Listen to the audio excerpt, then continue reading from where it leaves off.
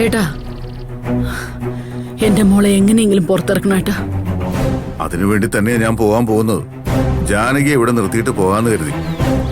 ഏതെങ്കിലും അഡ്വക്കേറ്റിനെ കണ്ട് ആദ്യം കാര്യങ്ങൾ അവതരിപ്പിക്കണമല്ലോ. അവര് കൊടുത്തിരിക്കുന്ന കേസിന്റെ ഡീറ്റെയിൽസ് എടുത്താലേ ജാമ്യാപേക്ഷ തയ്യാറാക്കാൻ പറ്റൂ. മാമ വിചാരിച്ചാ നടക്കും മാമ. ധൈര്യമായിട്ടിരിക്കുമായേ. എന്തായാലും ഭാവനെ ലോക്കപ്പിൽ കഴിയാൻ ഞാൻ അനുവദിക്കില്ല.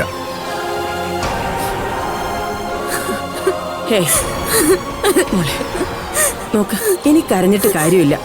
ഇനിയെങ്കിലും ബുദ്ധിയോടെ ജീവിക്കാൻ നോക്ക്. മരിക്കാൻ ആർക്കും പറ്റും, പക്ഷേ ജീവിച്ച് കാണിക്കാനാ പാട്.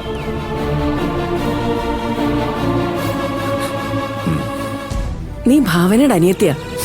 വെറുതെ ഭീരുവായിട്ട് മരിക്കാനുള്ളതല്ല നിന്റെ ജീവിതം.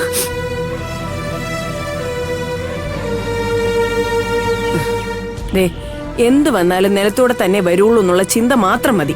നിനക്ക് വേറൊന്നും സംഭവിച്ചില്ലല്ലോ, പിന്നെന്താ?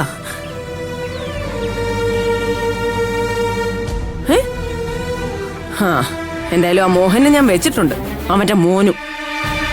എന്തെങ്കിലും എന്റെ കൈ കിട്ടാതിരിക്കില്ല. ഞാൻ എന്തായാലും ഒന്ന് പോയിട്ട് വരാൻ ജാനകി. എനിക്ക് ആദ്യം ഭരത്തിനെ ഒന്ന് കാണണം.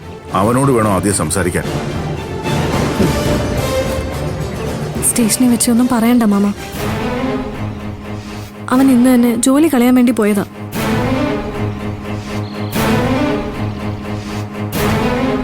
ഭാവനയാ പിന്തിരിപ്പിച്ച്. അവള് കഷ്ടപ്പെട്ട് പഠിപ്പിച്ച് വാങ്ങിച്ചു കൊടുത്ത ജോലി കളയാൻ അവള് സമ്മതിക്കൂ? എന്തായാലും കൊള്ളാം, കേട്ടിട്ട് തന്നെ വല്ലാതെ വരുന്നു. പപ്പേട്ട, സമയം കളയണ്ട, പപ്പേട്ടൻ പോയിട്ട് വാ. ശരി, ഞാൻ പോയിട്ട് വരാം.